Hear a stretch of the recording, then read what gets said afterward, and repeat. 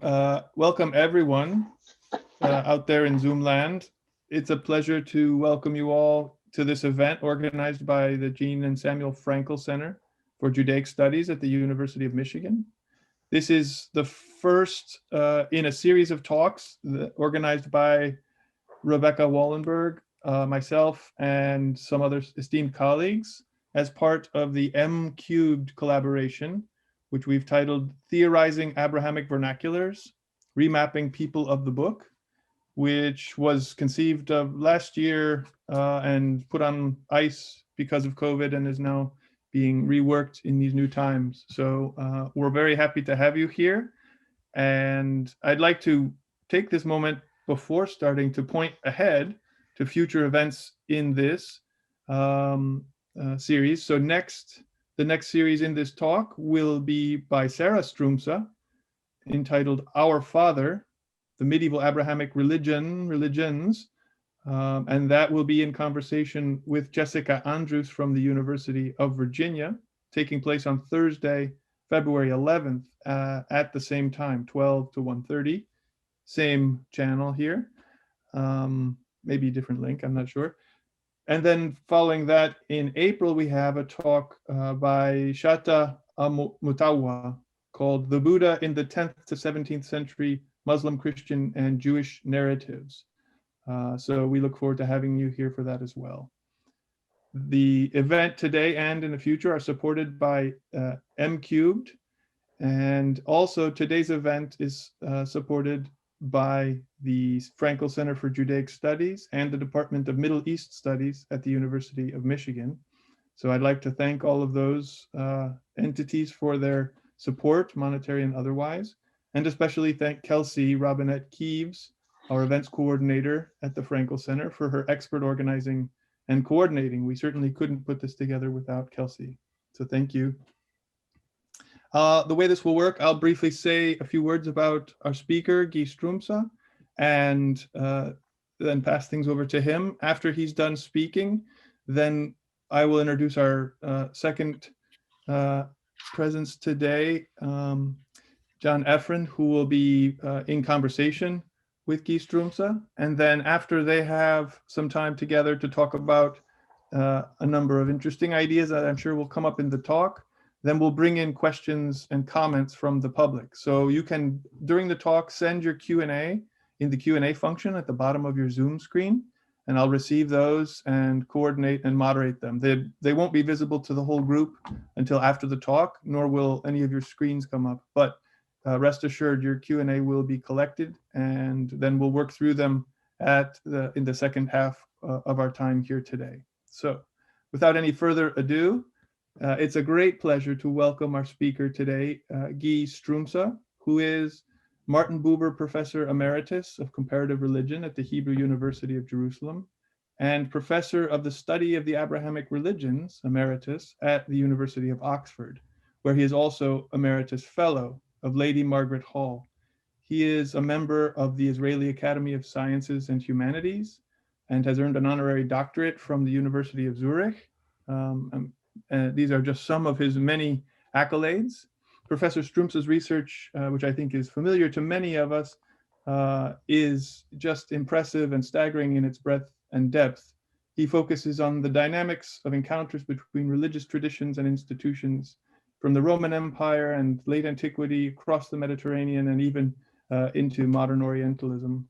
His work considers many aspects of religious movements, contacts in late antiquity and early modern, reception of late antiquity, the study of religion, all the way to the present. He's collaborated in co-edited publications with many eminent scholars, just a few of which I'll name, from David Schulman, Jan Assmann, Ora Limor, Shlomo Pines, Robert Bonfil, and many others. And perhaps most of us are familiar not with his over 130 scholarly articles, or at least not all of them, but some of his key monographs, including, but not limited to, his early study, Another Seed, Studies in Gnostic Mythology from 1984, followed by Hidden Wisdom, Esoteric Traditions and the Roots of Christian Mysticism in 1996. as well as later studies, The End of Sacrifice, Religious Transformations of Late Antiquity from 2009, and A New Science, The Discovery of Religion in the Age of Reason, 2010 from Harvard, and more recently even The Making of the Abrahamic Religions in Late Antiquity, 2015, followed by a number of other publications on the Abrahamic religions. And that work is, I think, given place to what he will talk about today. So please welcome Guy Stroumsa, who will speak on Orientalism and Monotheism, Renan on Judaism and Islam. Professor Stroumsa. Well, thank you, Ryan. I want to thank you and Rebecca for having organized my visit to Ann Arbor. I want to thank Kelsey for her organizing skills and John Efron for having accepted on short notice to chat with us later on.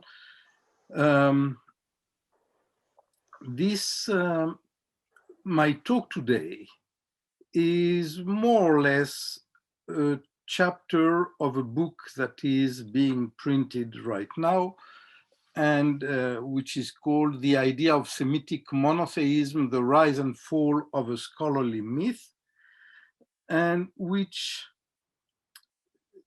the origins of which go back to my stint at Oxford. For 4 years, I was there the first professor of the study of the Abrahamic religions. And my college, Lady Margaret Hall, was, and still is, on Norham Gardens. And every day I was walking along Norham Gardens, which is a street, and I knew that Max Müller, 150 years previously, had lived on this street. And I kept wondering, how come the first professorship for the comparative study of Judaism, Christianity, and Islam was established in 2009 rather than in, let's say, 1859, when Müller was a leading scholar at Oxford and in the world, not on the Abrahamic religions, but on the idea of comparative religions. Müller himself was a friend in friendly relationship with Ernest Renan, who launched the idea of Semitic monotheism.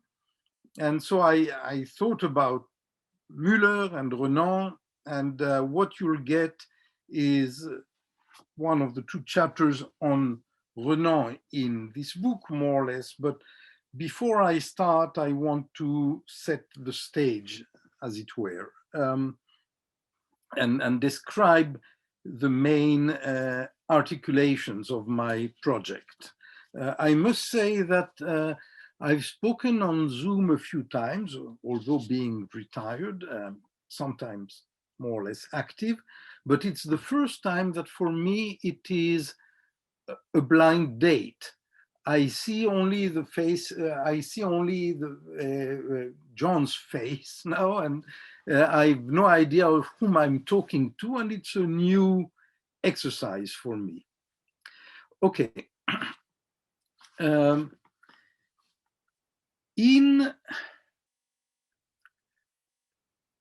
After the Enlightenment, or more or less at the time of the Enlightenment, at the turn of the 19th century, European scholars discovered Sanskrit, thanks to the establishment of the French and the English in India. They developed connections with Indian Sanskrit scholars, Pandits, and they established, for Europe, it was a novelty, Sanskrit grammar, and as you know, they very soon realized that Sanskrit grammar was similar, and sometimes the phonology, of course, the vocabulary was similar, related to those of most European languages and of Iranian languages. and they developed the idea of Aryan languages. This is an invention of Max Müller himself. Max Müller was a German scholar, but who spent his life at Oxford. And Aryan or Indo-European, the Germans usually spoke about Indo-Germanic. So first, languages, and from languages they moved to mythologies, and from mythologies to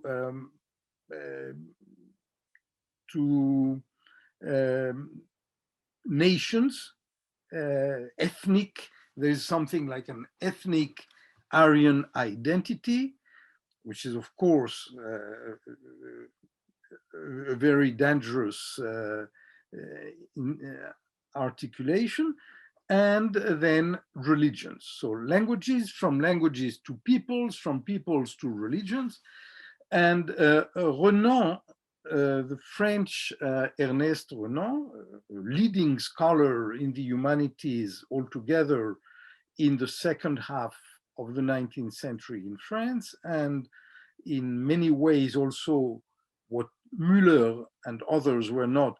He was a public intellectual. He may have been, in a sense, the first public intellectual in, I'm not sure, in Europe, certainly, but certainly in France, maybe in Europe also. His books sold and were translated to a great number of languages, in particular, his famous book on the life of Jesus, which he tried to write as a non-believer. Renan came from a fisherman's village in Brittany, but and was sent to train for the priesthood, but very soon he lost his Catholic faith and decided to become a scholar, first of Hebrew and then of the Semitic languages and religions. And he stated clearly that he wanted to do for the Semitic religions what Müller had done for the Aryan mythologies. And therefore, well, I'll come back to that later. Now, the period, more or less starting in the 1840s, is a period of extremely rapid development of Oriental studies, especially in Germany and in France, but not only. Great French historian and philosopher Edgar Quinet publishes in 1842 a book called The Oriental Renaissance, La Renaissance Orientale, where he describes, he forges the concept of Oriental Renaissance in a book called The Genius of Religions. Religions of humankind are being discovered. Now, what happens at the time is that with the discovery of Sanskrit and of the family relationship, if you want, between Sanskrit and European languages, a new connection is made between Europe and the South Asia, India, through Iran, if you want, and what had been until then the Orient, since late antiquity, throughout the Middle Ages and early modernity, namely the Near East, the areas of the Bible and of the ancient civilizations of Egypt and Babylonia. This ancient Orient got, if not lost, at least demoted. And with this demotion, there was a paradigm shift, which happens again at the time of the Enlightenment and the Romantic period. A paradigm shift which, through which the family relationship between Judaism, Christianity, and Islam, if you want, what we call today the Abrahamic religions, got lost. Of course, there were three religions for everybody involved, one true and two false. But the two false for the Christians, Judaism upstream and Islam downstream of the true religion, if you want, these two false religions were nonetheless the only monotheistic religions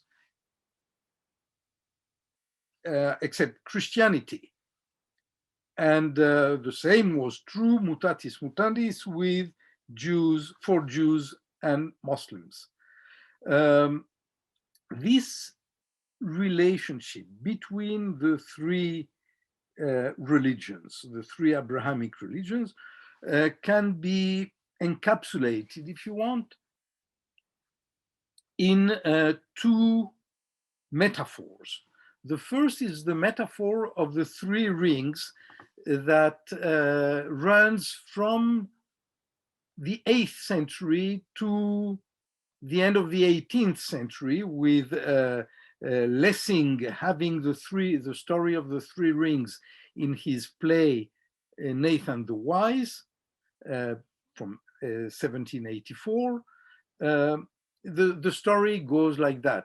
There was a king who had a ring, a golden ring, but he had three sons. And he didn't want any of the sons to be jealous of the two others, or two being jealous of one who would get the golden ring. And so he had two imitations made of this ring, but the imitations were so perfect that no one could distinguish between the true and the true ring and the two imitations of the ring. Of course, the true ring is Christianity, and the two others are Judaism and Islam, but because that starts in Syriac literature, but you can change, of course, the angle. And and in the 18th century, maybe the most famous samizdat of the Enlightenment was a book which had appeared in a Latin version first and reappeared slightly changed in a French version later, the Book of the Three Impostors. In that book, there are no three rings which are more or less identical and good, like the three religions which believe in the one God, but the three impostors, Moses, Jesus, and Muhammad, had been liars who wrote books which taught an imposture, actually, in order to enslave their peoples. So the religions, the Abrahamic, the monotheistic religions, the three of them are false. But even the idea of the falsity of these three religions shows that there is a connection between them. This connection, Judaism, Christianity, and Islam being comparable, gets lost in the late 18th and early 19th century, and Christianity becomes the religion of Europe, or the cultural tradition and identity of Europe, more and more in an age in an age where religion becomes less central. And this Christianity, this European religion, actually is like, becomes identified, assimilated, more or less like the language of Europe into a kind of Indo-European or Aryan global identity, which leaves Judaism and Islam, religions of the demoted Near East, outside European identity, tradition, heritage, if you want. And now, that doesn't mean that everybody says that Jesus was not a Jew. They know that Jesus was a Jew, but he was barely a Jew, and very soon Christianity became something else, something much better than the religion of the young Jesus. So this paradigm shift is what I want to study in my book, if you want, or the Abrahamic eclipse in other terms. And I want to see how this Abrahamic eclipse informs in some dramatic ways the modern study of religion, and more particularly the modern study of Judaism and Islam at a time in Europe of course, European imperialism and colonialism, and nationalism, developing nationalism throughout the European peoples and countries, and of course, the brutal rise of racism in general and anti-Semitism in particular. So that's, if you want, this is the scope of the book. I want to see where does Renan come from, and where his idea of Semitic monotheism, about which I will talk now, what happens to it in the second half of the 19th century, and to its eventual demise towards the end of the century and in the years before the First World War. I mean, this is a scholarly myth that disintegrates at some point. My study it is European, or more precisely, Western European. It describes the transmission of knowledge, and I'm especially interested to see how knowledge moves from Germany to the British Islands, from the British Islands to France, to the Netherlands, to Switzerland, and how there's if you want, a network of knowledge and of scholarship that has to be studied through the different linguistic, not barriers, because people usually, the French read German and they read English and vice versa, but through the different cultural traditions. One more thing that I want to point out, it is that my study is not only the study of a chapter in the history of a discipline, but it is also a study in intellectual history of the 19th century, because a discipline as central at the time, not today, but at the time, the study of religion is a very central discipline in, of course, in faculties of theology, Protestant and Catholic, but also in the humanities altogether. And so you cannot understand the history of the discipline without seeing it in a broader intellectual context. And I want to emphasize right now something that I will not be able to discuss later, but in all European countries, except in France. And let's say in the 1870s, except in France, religion is studied mainly in faculties of theology. When I say religion, I mean Christianity, biblical studies, and ancient Judaism. Post-biblical, post-Christian Judaism from rabbinics on is of course more or less ignored, and Islam, when it is studied in Oriental faculties, Islam or Indology and so on. And of course, in theological faculties, there is no mixture of scholars from different religious background.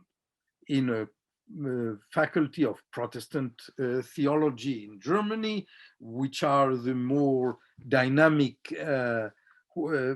places where scholarly research is being done outside the boundaries of theological traditions, only Protestants can teach and study, and so on. France creates, and it is mainly an invention of Renan, actually, at the Collège de France and later on at the École pratique des hautes études, the School of Higher Studies at the Sorbonne, institutions where all religions, Christianity and all other religions, ancient and modern, dead and alive, are being studied together, irrespective of the religion or the religious tradition or the religious origins of the teacher and of the students, of course. So Jews, Catholics, and Protestants, for all practical purposes, study together all religions, including Judaism and Christianity, in France and nowhere else for a very long time. Okay, now I move to Renan, because he really, the figure of Renan exemplifies and incorporates what is most striking in what I've described until now. Renan writes in a book called The Future of Science, which is a book that he wrote in 1848 when he was a young man, but published only in 1890, 2 years before his death. The future of science is, of course, for him, eventually, science will become the religion of the future.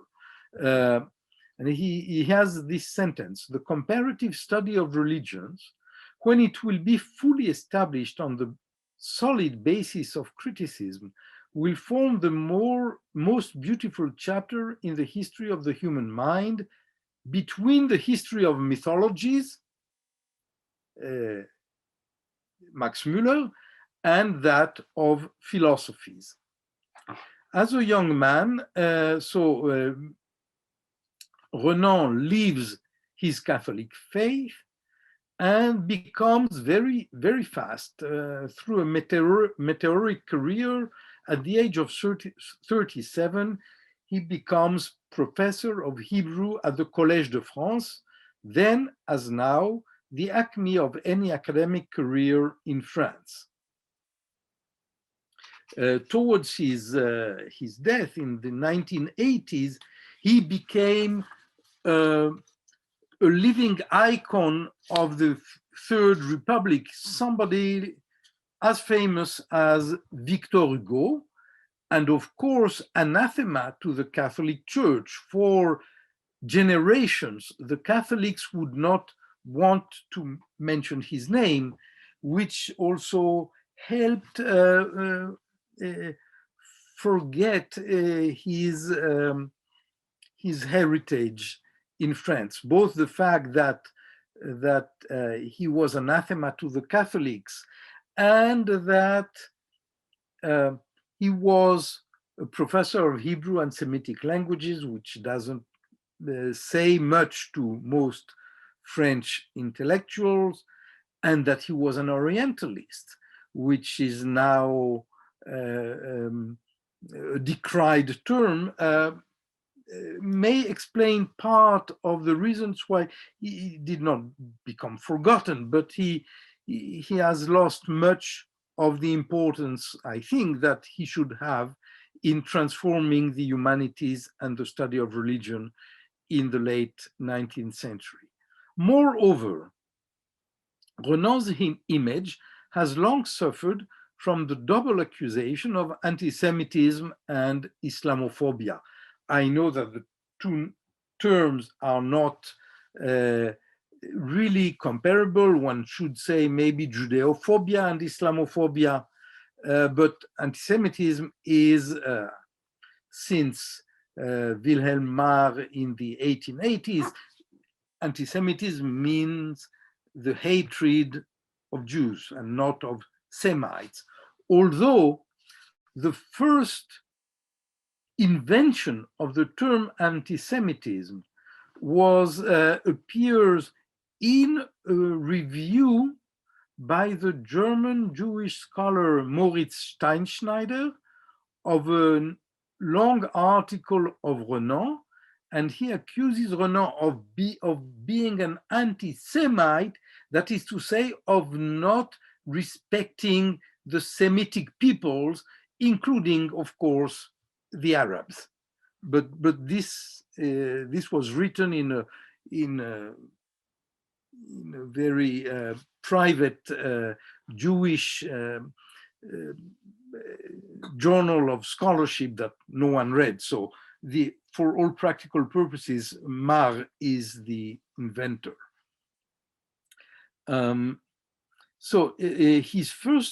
Renan's first big book was his General History and Comparative System of the Semitic Languages, which he publishes in 1855.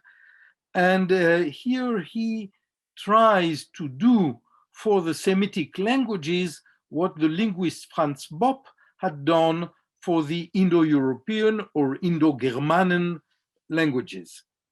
But more than a linguist, Renan wants to be a historian, not of the Semitic languages, but of the Semitic religions. And religion is for him philosophy in a new key, in a different key, if you want.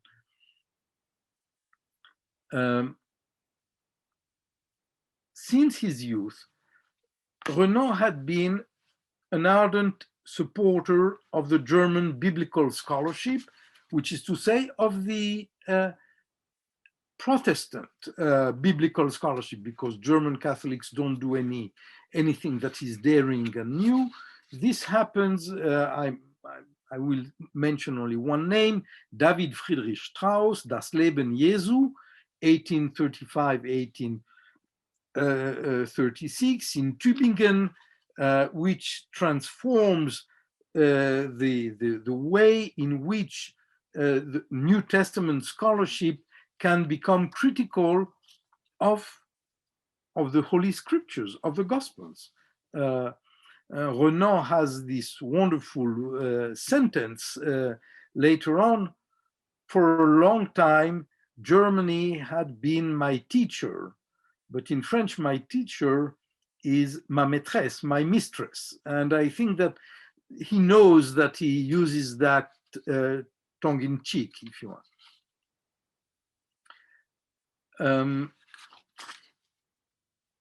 Renan also published a multi-volume, towards the end of his life, a multi-volume history of the people of Israel. And he ends, I think the last volume was published even just posthumously, just after his death. And he ends the history of the people of Israel, of course, with the birth of Jesus, who is the savior of Israel, and who ends for all practical purposes, the role of the people Israel for humanity. Now, the relationship between Renan's philology and his views on race is rather intricate. I won't be able here to demonstrate what I argue, but we should first remember that race in the mid-19th century is not race today. When somebody today is a racist, that means something much more concrete and brutal than in the 19th century. Renan was a friend of Arthur de Gobineau, the Count of Gobineau, who is the founder of modern racist theory in his essay on the inequality of races, which was published in 1853. But Gobineau's book, which was, of course, made the delight of the Nazis, Gobineau thinks very good things about the Jews, for instance. So maybe Renan remains a man of his time. He speaks a lot about race, but from time to time, not always, but from time to time, often, he says, when I write race, I understand it only metaphorically. Don't take it literally. The same is true, by the way, for Max Müller, who from time to time, when these two scholars who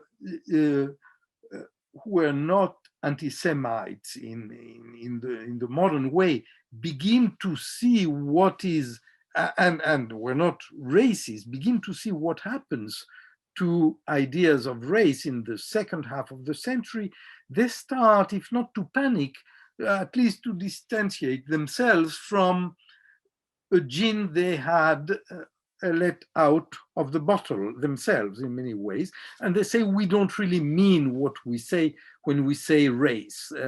We say race, we could mean nation. Nation would be as good as race.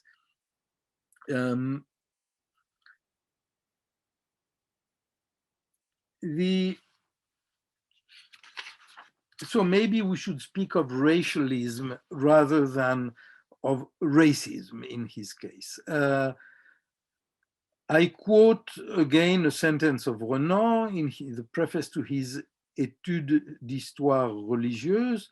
As the unity of the Indo-European race in its opposition with the Semitic race is now acknowledged in the field of religion as well as that in language, it will in the future become the basis of the history of religions in antiquity. Now, what happens is that the Semites are being counterposed to and even opposed to the Indo-Europeans as a race and then as religions. Now, we know, and they of course know, that there are more races, if you want, in the history of humanity than Semites and Indo-Europeans. And they knew that, but it's not other, like the Turanian races for them in Asia, from the Turks to the Chinese, exist, but they are less, they don't interest them so much, basically. They don't interest them. Race does not quite denote physiology, but altogether, but it's an element of culture. And Renan, it must be said, did not hold the Semites in high esteem. For him, like for Müller, the Aryans, the Indo-Europeans, they don't stem actually from India. The Aryans invaded India in the second millennium BCE, but in India and in Europe, nature is very rich. There are lots of forests, lots of rivers, high mountains, seas, and so on. And therefore, says Renan after Müller, they can develop a very rich, blossoming mythology. And this is the mythology of the Aryans, the Indians or the Greeks, if you want, reflects the riches of their nature, the nature of their countries.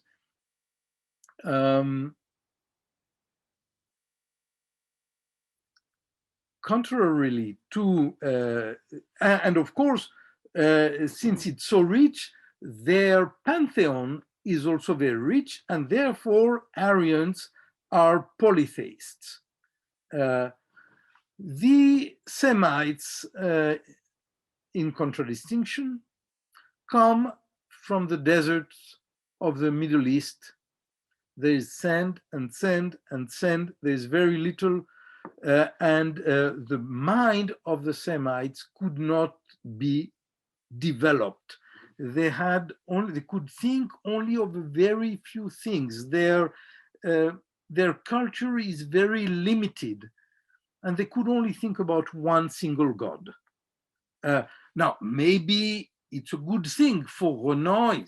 Monotheism is better than polytheism, but altogether it's rather ambivalent, as you can understand.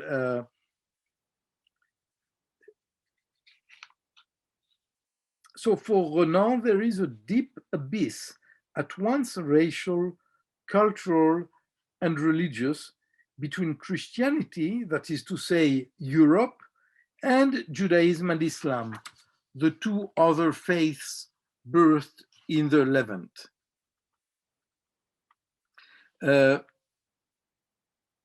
Now, Renan knows that Christianity is first, originally, a Jewish fact. He states that le christianisme est primitivement un fait juif.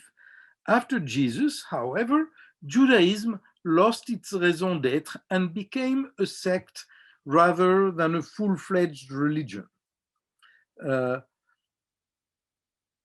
About Renan's, I've said that Renan is not really, cannot be called an anti-Semite, although many scholars, including some people I respect, speak about his anti-Semitism, but he fights for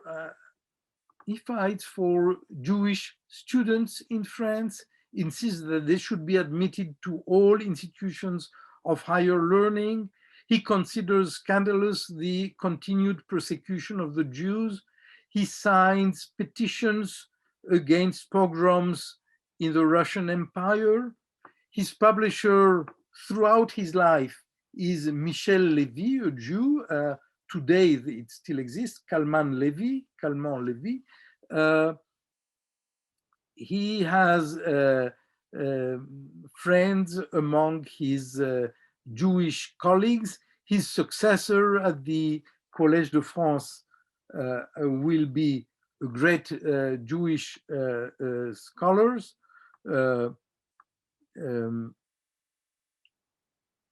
Salomon Munk, the editor of the Guide of the Perplexed in Judeo-Arabic. He knows that in order to study Jesus, he needs to take into account the rabbinic sources. He knows Hebrew. I said he loves Hebrew, but it's mainly biblical Hebrew. Rabbinic sources he finds bizarre. He quotes them, and he uses his Jewish friends to help him read these sources.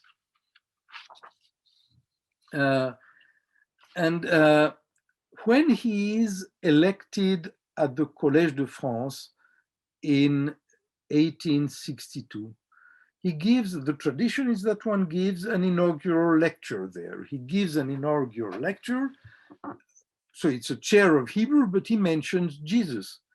And he has one sentence, he says, Jesus was so distinguished a man that although here in this place at the Collège de France, we should speak only according to scholarly principles, scientific principles, we can understand those who are willing to call him a god. That is to say, I don't call him a god. Jesus was a man, but he was such a distinguished man that this can be, it can be tolerated even.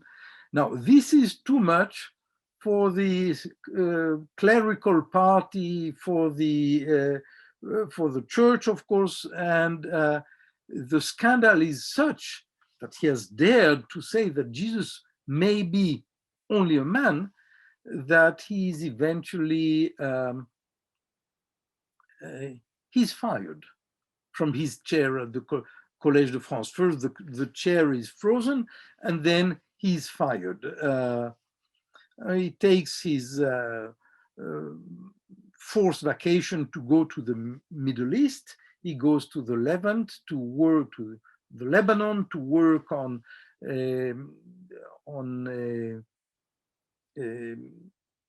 Phoenician epigraphy. And he takes the opportunity to go to Palestine, and he visits the places of Jesus' youth, Galilee. He loves Galilee. He writes beautifully about Galilee, and he decides to write, he writes there his life of Jesus. Later on, he will write a text in his youth, memoirs of his youth. He will write a text called his Prayer on the Acropolis, a very famous text, a few pages. He stands on the Acropolis and he says that there were only two miracles in the history of humankind. Miracles, that means that something beyond, that cannot be explained by traditional causes.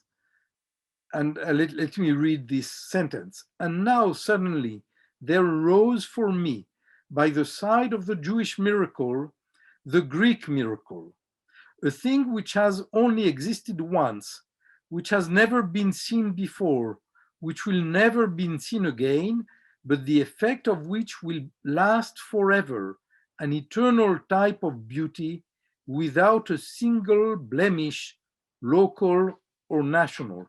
The Greek miracle parallels here the Jewish one. The Jewish one is the invention of monotheism, but it is also the birth of Jesus Christ. Now, he publishes not only one book on Jesus, but two books. The first is called La Vie de Jésus, and it becomes with a footnoted book and so on, but because it is heavily footnoted and scholarly, expensive, and he decides, it has a wonderful success, and he decides to write immediately a popular version of this book. It will be called simply Jesus, without the footnotes, and without all the apparatus, and without the introductory chapters about the milieu in which Jesus grew. That is to say, a Jesus basically de-Judaized. And he calls it, he speaks about a Jesus of pure marble. So a Jesus that has become, in a sense, a Greek statue, a Jesus that has become Aryanized, if you want, and a white Jesus, a Jesus that doesn't come from the Middle East anymore, but a European Jesus, our Jesus. This book, I think, will be translated very fast into more than 60 languages. I mean, this is, in the 19th century, this is the bestseller throughout Europe and the world. Now, I will speak for only 10 more minutes. I will go a bit faster. Salomon Munk, Renan's successor at the Collège de France, had developed a real friendly rapport with Renan. But Munch, who was also a wonderful person as a person, and was also, by the way, like so many of the French scholars of Judaism, had been born in Germany and crossed the Rhine and came to France in order to get in France what he could not get in Germany, that is to say, an academic position to teach about Jewish things. Munch is in 1959.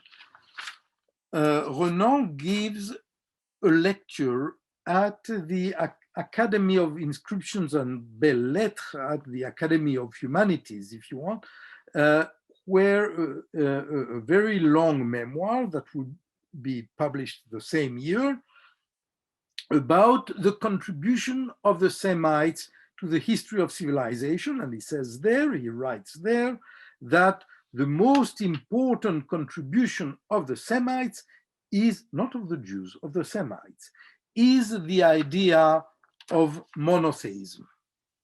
And Renan's memoir will be discussed throughout half a year at least, at weekly or bi-monthly meetings of the Academy. They come back to it and they discuss it. And we are lucky that the protocols of these discussions exist in print, and not only in print, but they exist online. And I myself have read them online. Munch and other scholars start to demolish Renan's idea that monotheism is a Semitic contribution. It is a contribution of one small people among the Semites, the Hebrews. All other Semites always were polytheists. I won't be able to talk about it here, but the polemics which started, I call it the querelle du monothéisme, which started in Paris, immediately goes throughout Europe among scholars of Europe, in Germany, Jewish and non-Jewish scholars, and up to the Russian Empire in St. Petersburg at the Academy. There are discussions about it. Now, I've said something about Renan's attitude to Judaism and the Jews. What are his views of Arabic and the Arabs and Islam? Well, first, one has to say that his Arabic was much less good than his Hebrew. He knew some Arabic, but he didn't read Arabic fluently. This does not prevent him, as a young man in 1852, to publish a book on Averroes and Averroism, which describes in very beautiful terms, and to this day it is an important text. Of course, scholarship on Islamic philosophy in Al-Andalus has evolved, but it is remarkable the extent to which he was able to seize and to describe the picture, the intellectual picture of Al-Andalus.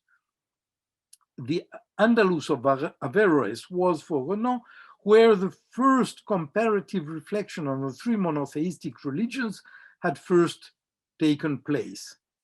And he insists it was the Jews, not the Muslims, who took Arabic philosophy most seriously. Now, the ambivalence that characterized Renan when dealing with Judaism and the Jews, at once positive and reluctant, this ambivalence disappears, evaporates completely when he deals with Islam and the Muslims. Renan despised Islam, and while Steinschneider could say that Renan is an anti-Semite because he is against the Semites, a German contemporary colleague can say that the anti-Semitism of Renan is actually an anti-Islamism. And I think to an extent, this is certainly true. For Renan, Islam, I quote him, Islam is indeed the product of a lower or mediocre combination of human elements. And he says that if we want to propagate European civilization, that is to say, the civilizatory role of Europe through conquest and colonization, the necessary condition for this propagation to go on is, I quote, the destruction of the Semitic thing par excellence, the destruction of the theocratic power of Islam, hence the destruction of Islam. And well, the French are then in Algeria, and the conquest of Algeria was perceived as part and parcel of the mission of Europe, meant to bring civilization to Africa and elsewhere, of course. For Renan, Muhammad was not a real prophet. He was mainly a political leader. This is not, Renan is not only the inventor of the idea of Muhammad as a political leader, but the lack of importance, of interest of early Islam is characteristic of Renan. Renan says, well, Islam is in many ways the last religion of humankind, the one we can know best because the sources are here, and it is also the most mediocre of all religious creations of humankind. Islam, for Renan, is not only a mediocre religion, but it is sordid and repulsive. He says in a letter to a friend of his, he speaks about the calamity called Islam. And if we speak about Arabic philosophy, Averroes, actually, and Arabic science, actually the language is Arabic, but the content remains purely Greek, just as the Jesus of pure marble, of white marble, actually has been Hellenized for us. Arabic philosophy is actually, the content is purely Greek. So most objectionable in Islam for Renan is what he perceived as his incapacity to separate spiritual from temporal power. As a Semitic religion, Renan says, Islam is essentially intolerant. For Renan, Islam is the most complete negation of Europe. Think about how one could say these things in Europe in Renan's time, when there were practically no Muslims, or certainly no Muslims communities in Western Europe. They were in the Balkans, but that's far away from Paris at the time. But in France or in Germany or in England or in Holland, there were very few Muslims. There were no communities. And today, when the Alternative für Deutschland or others say more or less the same thing, Le Pen in France, that Islam is the most complete negation of Europe, it sounds much more powerful today as it was then. And I don't think that they need to read Renan in order to say what they say. So the Semites had no mythology, no epics, no science, no philosophy, no fiction, no plastic arts, no civil arts. No, I'm sorry, no plastic arts and no civil life. And for him, Christianity is not the continuation of Judaism. The real continuation of Judaism is Islam. Christianity is, for Renan, the spiritual offspring of biblical prophecy, while Islam, according to him, eventually inherited the spirit of rabbinic legalism. I think it's now 8 o'clock. We still have half an hour, and it's better if I stop here. You've got, I hope, the gist of Renan's views, and maybe we can discuss now. Thank you.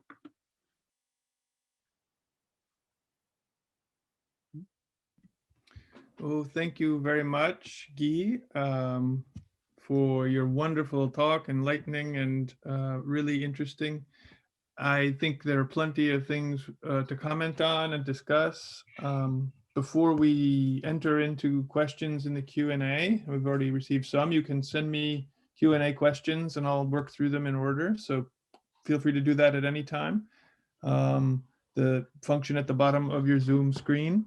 But for now, we'll begin with a discussion between Guy and John Efron, who I am happy to introduce here. If we can get John on the screen, I think. John. So John Efron is the Koret Professor of Jewish History at UC Berkeley. It's a pleasure to have him here today. He specializes in the cultural and social history of German Jewry. In his work, Professor Efron has focused on the way German Jews and Jewry attempted to reinterpret and reinvent Jewish culture in the wake of complex encounters with modernity. Among his publications, which are known to many of us, are Defenders of the Race, Jewish Doctors and Race Science in Fin de Siècle Europe, Medicine and the German Jews, The Jews, A History, which is currently in its 3rd edition, and most recently, and very exciting to read, German Jewry and the Allure of the Sephardic, which we were discussing in our Frankel seminar last, well, now a year and a half ago, but still a wonderful discussion. He is currently working on a new book entitled All-Consuming, Germans, Jews, and the Meaning of Meat, which sounds exciting. It's a great pleasure to have John here today as an interlocutor, so I'll hand it over to the two of them and let them discuss for a while I collect questions. Thank you, John, and again, thank you, Guy. Go ahead. Thank you, Ryan. Thank you, Guy. You covered a lot of ground here, and there's a tremendous amount to unpack. So I'm going to, what I want to do is just pose a few brief sort of general questions about some of the things that you've said about Renan, and then perhaps if we hopefully have time just to go a bit deeper. The first thing is you are a scholar of comparative religion, as was Renan, and Renan had said that this was the most important academic discipline of the 19th century. Now, all scholars think that what they do is the most important discipline in the era in which they live. But what was it, if I can take you out of your the antique world where you spend so much time, but to the 19th century, what was it specifically about the 19th century that made him think that that a contribution in the field of comparative study of religions was so much of a desideratum? Well, thank you for that.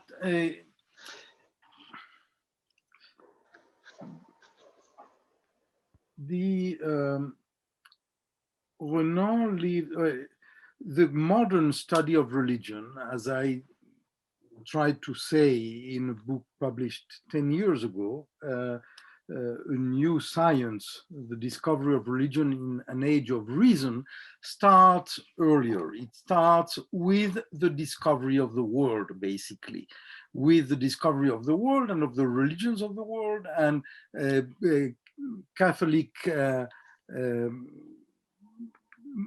missionaries try to evangelize the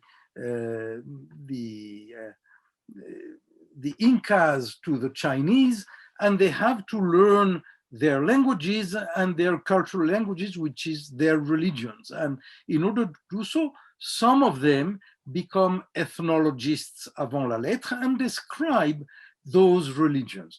But until the 19th century, the historians, there are historians of religions, they are very interesting minds, but they are individuals. In the 19th century and in the third of the 19th century, you start having chairs for the study of religion in institutions of higher learning. This did not exist before. So that's the major change, and it should be related to secularization. Secularization can be is a never-ending project. It starts in early modernity. It picks up momentum, of course, after the Enlightenment. Certainly in France, but also in Germany and elsewhere. And this secularization permits pockets, bigger and bigger pockets of reflection on religion that is not non-theological. I think that's right. That's the main. So he actually said that science would become the new religion of modern peoples. Do you think that he envisioned a secular world? It's hard to imagine that given his deeply Catholic upbringing and his deeply Catholic education. And perhaps an answer lies in what he sees as being science. You know, in the German and German Jewish scholarly circles that I'm in, whenever, especially I'm speaking to German scholars in the attempt to render into English Wissenschaft des Judentums, for example, they always refer to it as a science of Judaism, which in English doesn't really make any sense. And it's the academic study of Judaism. It's best described as Jewish studies, quite frankly. What did Renan mean by science? Because he seemed to have a grander idea than it just being an academic discipline, because he thought that it would science would replace religion. So what did he have in mind? Well, he lives also in a scientific era. His best friend Marcelin Berthelot is a chemist, and the sciences include the human sciences and the natural sciences. I think that here English is more problematic, not problematic, but is different than other traditions. I mean, it's not only Wissenschaft des Judentums, but Geisteswissenschaften. And in Hebrew, in Israel, we speak about the sciences of the spirit, of the sure. And in French, you speak about les sciences humaines. Science means knowledge, branch of knowledge. So that, in that sense, that's fine. And in France, you don't speak about science of religion usually. They did in the 19th century, but very soon it became history of religions, histoire des religions. But history in the sense of Herodotus. Historia is research, basically. So it doesn't really matter, but he does believe that religion will be overcome. Traditional religions, as we know them, will be overcome. He lives in a milieu, an intellectual milieu that has Saint-Simon and Auguste Comte in the tradition. And you know, Auguste Comte, if you want, as the French equivalent to Hegel, having envisioning all the branches of human knowledge leading into the future and an optimistic future. I mean, we will overcome everything that has been preventing us from reaching perfect happiness. Whatever. So the crux Okay, to move on now, dig a little deeper. So the crux of the paper deals with, oh, and I should just let everyone know when I say the paper, I read a version of your talk. So it was longer and had more in it. So that's what I'm, and I've based some of my questions on. Although you gave a very, very comprehensive overview of what was in the chapter that I read.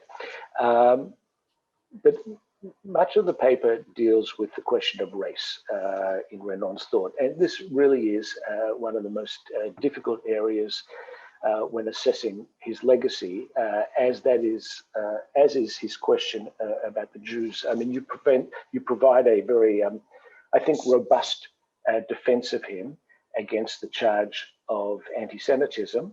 And yet at the same time, I don't think it was easy for you to make that case.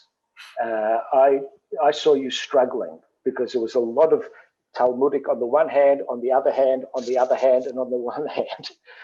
There was a lot of that. You can provide lots of evidence for both. And in the spirit of great fairness, I think you did actually present much evidence that would support both sides. So it's a difficult question when it comes to Renan, to be sure. And I think it's very useful, as someone who's written a book on race science in the 19th century, I think it's very useful to make a distinction between a racialist and a racist, which you do in the written work. But you also started off telling us an anecdote about where you lived in Oxford, which is the street that Max Muller lived on, and Max Muller's influence on Renan. But Muller also said, as you know, an ethnologist who speaks of Aryan race, Aryan blood, Aryan eyes and hair is as great a sinner as a linguist who speaks of a dolichocephalic dictionary or a brachycephalic grammar. But that's precisely what Renan does. In some respects, he parts company with him there, and I'll tell you what makes me think of it. I recall a passage in his, I don't remember which volume it's in, and I haven't been able to because of COVID. To look it up now, and I only had short notice for this talk. But there's in his History of the People of Israel, he has a passage where he completely trashes Hebrew grammar.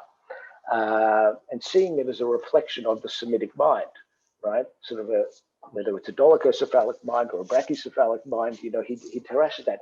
That in itself is something that Herder said in his Spirit of Hebrew Poetry from 1783. Herder was fascinated by the Jews, their history, their language. He was in favor of Jewish emancipation, but he said as follows. He said of Hebrew, he said, "How imperfect a language it is. How unfixed and uncertain are the tenses of the verbs. One never knows whether the time referred to by them be today or yesterday, 1,000 years ago, or 1,000 years to come." And what he was really describing, of course, was less the fact of Hebrew grammar than the impression of contemporary Jews and the chaos of Jewish life in Germany in 1783, or what he thought was the chaotic, disorganized life. And I would dare say that Renan had something somewhat similar in mind when he was describing ancient Hebrew. So he in that respect, he parts company with Muller. And so when he's speaking about ancient Israel, he's not only speaking about ancient Israel, he's also speaking about contemporary Jews, and they're not the most flattering things that he has to say. Well, yes, I agree that I had to struggle with myself, but there are different ways of being an anti-Semite. My mentor Shmuel Eisenstadt used to say, an anti-Semite is somebody who despises the Jews more than necessary.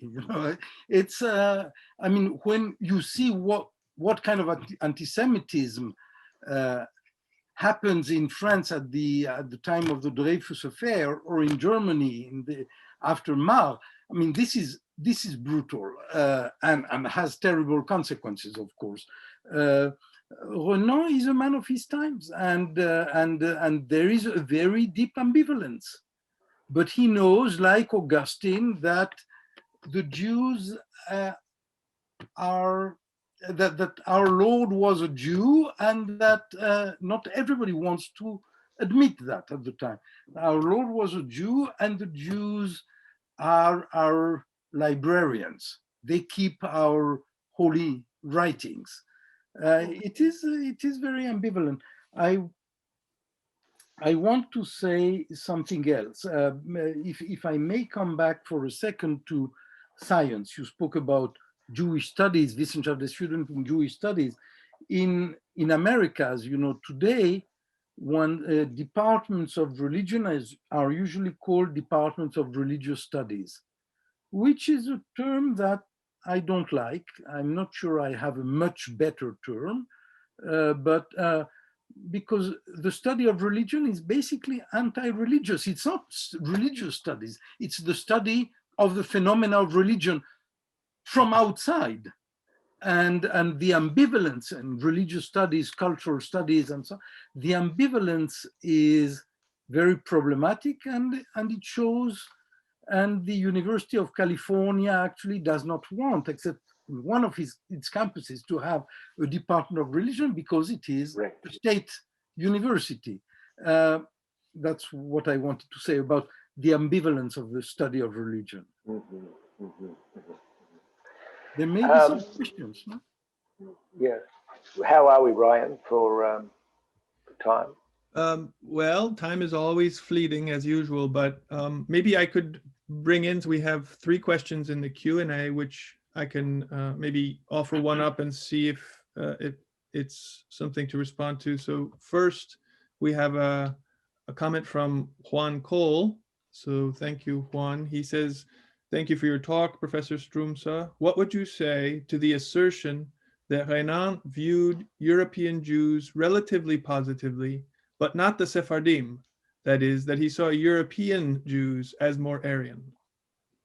Yeah, I think it's a very good remark. I don't think that he gave much thought to contemporary Sephardim.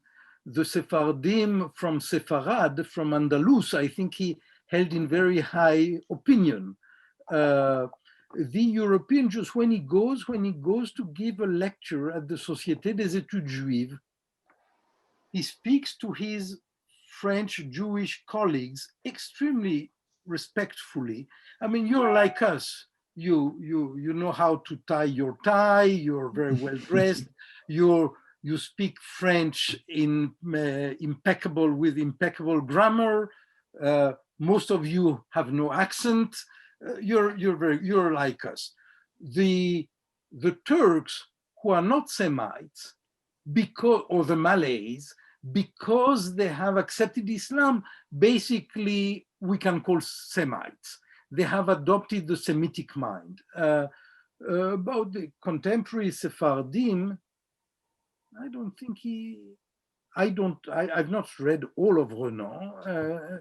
I don't think he ever thought about the Sephardim. Where could he have seen some in? I mean, he was in Athens, he was not in Salonika, where my family comes from. He was in Jerusalem. He could have gone to a Sephardic synagogue. He doesn't mention doing that at all. So I don't think they existed for him, except in the past. John, I think but this being said, this was true also for many Jewish scholars of Judaism. Yeah. I was thinking, thank you, Guy. I was thinking, John, this might be something as well that touches on your work. I'm not sure if you came across Renan when you were working on this notion of the mystique, but how does the notion strike you as plausible? Well, I wrote a whole book on this subject, but from the German perspective, and they were entirely focused on what was called the Golden Age. From about 900 to 1100, they gave no thought whatsoever to contemporary Sephardim or Mizrahim, to be more accurate. And Renan fits that mold perfectly. It also doesn't comport necessarily with the Sayyidian view, where there's a sort of where they didn't. Yeah, it depends on how you want to interpret ignoring the group, but they just didn't pay them any attention at all. They were much focused on what they thought to be the sort of cultural glories of the Middle Ages.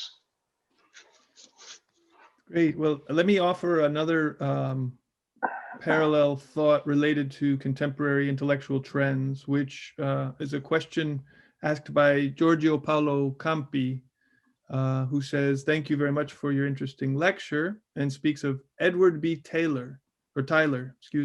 Edward B. Tyler, founder and pioneer of cultural evolutionism, was a contemporary of Renan.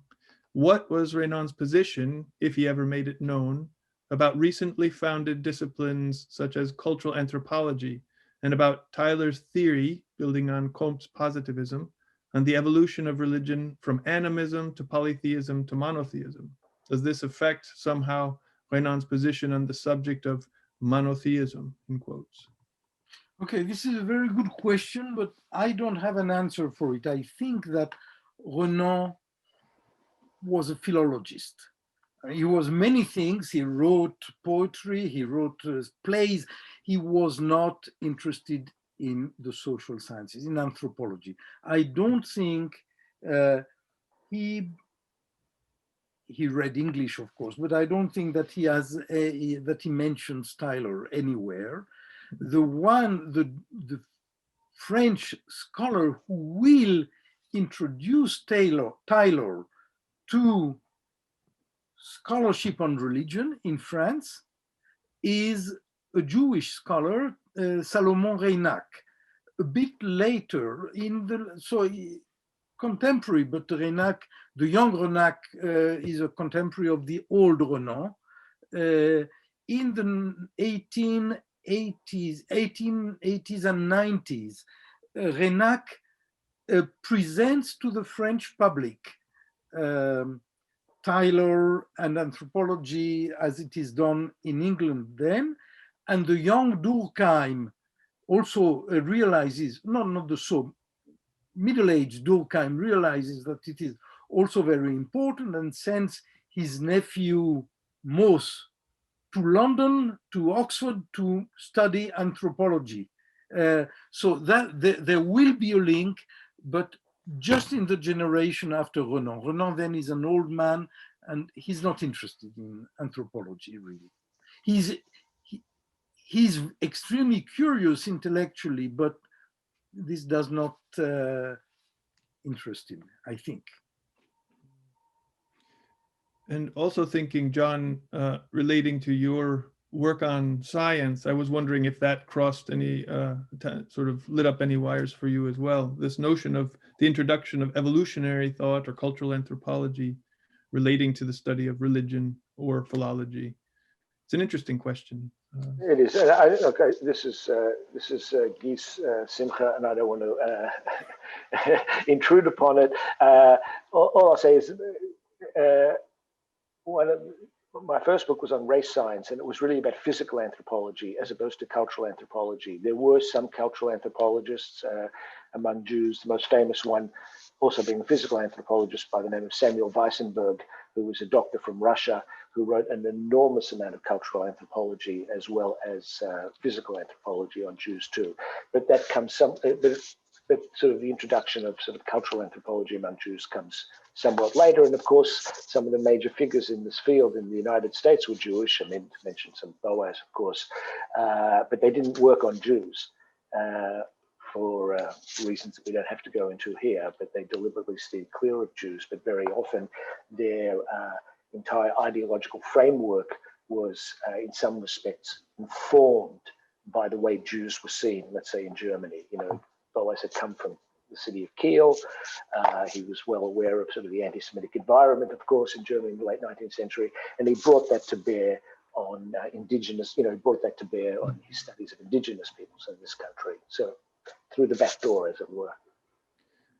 Thanks. It's interesting to me. Throughout the talk, Guy, I was thinking about the question of the developments and professionalization of methodologies in the university, the way that early philology gives way to certain studies, professional studies, as opposed to amateurism, the notion of becoming chairs of certain subjects that are then better defined, such as religion or whatever. And I was thinking of the way that this has sort of created a legacy for us even today. We operate within these methodological tracks that were set up in a way as you know, in the 19th century, as the German universities kind of laid out its subjects. And I'm wondering how Renan participated or changed or influenced some of those methodological foundations. In particular, yeah, the study of religion as a science, maybe. One aspect that I did not, that counts very much for me, but that I did not have time here to develop, is the comparative study. The comparatism has always been with us. I mean, since Herodotus, but at the time of the Enlightenment, it gets developed, comparing cultures and civilizations. It gets again developed in the 19th century, starting with linguistics, as we just said. And so it's not only the study of religion, but the comparative study of religion. And while in Germany, people speak about Religionswissenschaft, and in France about Histoire des religions, the classical British term is comparative religion, which is the name in English of my department in Jerusalem to this day, Department of Comparative Religion. Today, it has almost disappeared. Scholars don't want to be comparative. I regret that. I think that it's a good thing. And since you are yourselves involved in an Abrahamic project, this is by definition comparative.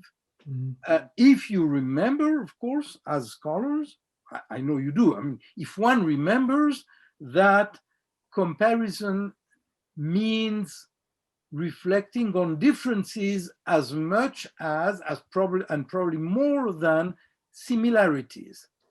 Interfaith studies are interested in similarities.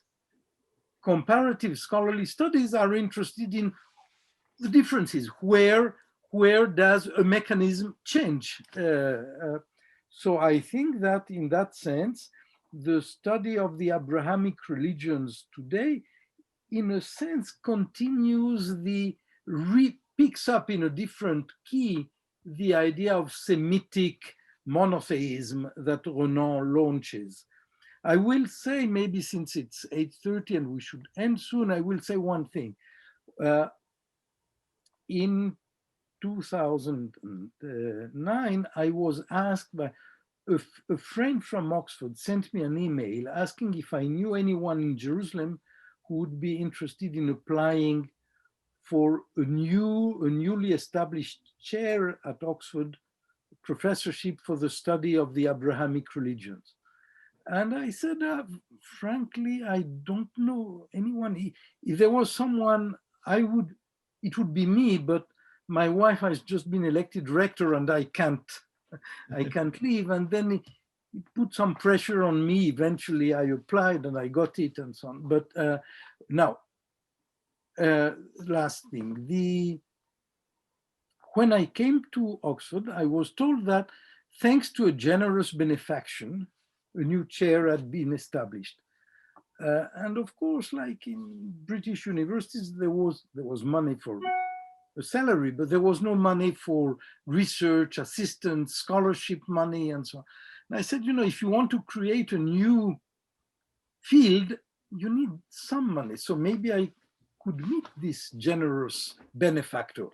You will meet him in due time. You will meet him. And I did. Eventually, I met him at a tea party at my college. And he died since he was a gentleman from Jeddah who, like you and me, made his money in the oil business. And he at some point in this discussion, he asked me, and tell me, professor, how do you intend, we had a very nice, the fact that an Israeli was chosen for his chair, he accepted very graciously. And at some point he asks me, and tell me, professor, how do you intend to fight European Islamophobia? And I realized that this is why he gave money to Oxford. If Oxford has a chair showing that Islam is part of the family of European religions, then it will help fight Islamophobia. I had no answer to that, of course, and I said, give me 5 years, and after 4 years I resigned because I didn't solve European Islamophobia. But then I came back to Israel, and the concept of Abrahamic religions had not been used at all in Hebrew. And I think that my chair at Oxford was the first chair in the world, I think, in the Abrahamic religions. Now there are a few more. And when I came back to Israel, I mean, I came back on a weekly basis almost. I read at some point that there was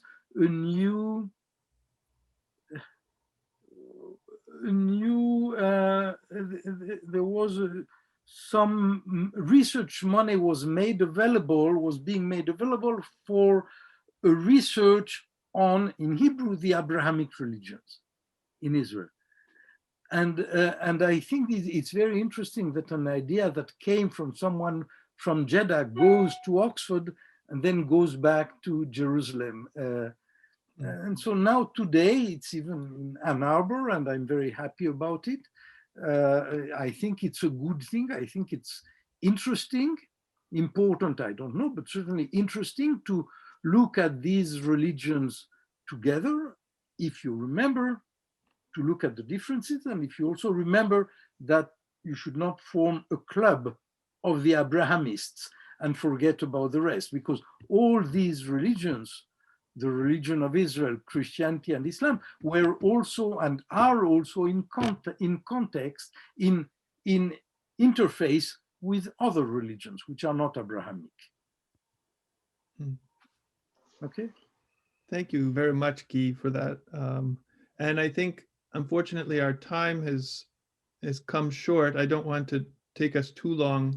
We have one very short question I think you might be able to answer before we end, and that is from Michel Hanouche about Renan's travel in the Islamic world, where he went, and in particular, how he engaged Muslims or non-Europeans during his travels. Renan did not travel in the Islamic world except in the Levant, Lebanon, Palestine, and then in Greece, which was under Ottoman rule. He didn't travel very much, and he despised the populations he saw, basically. I mean, there were a few Muslim intellectuals in Europe, very few. He was not interested in them. Some of them, Al-Afghani especially, replied to Renan, but he was not interested in them. In that sense, completely negative.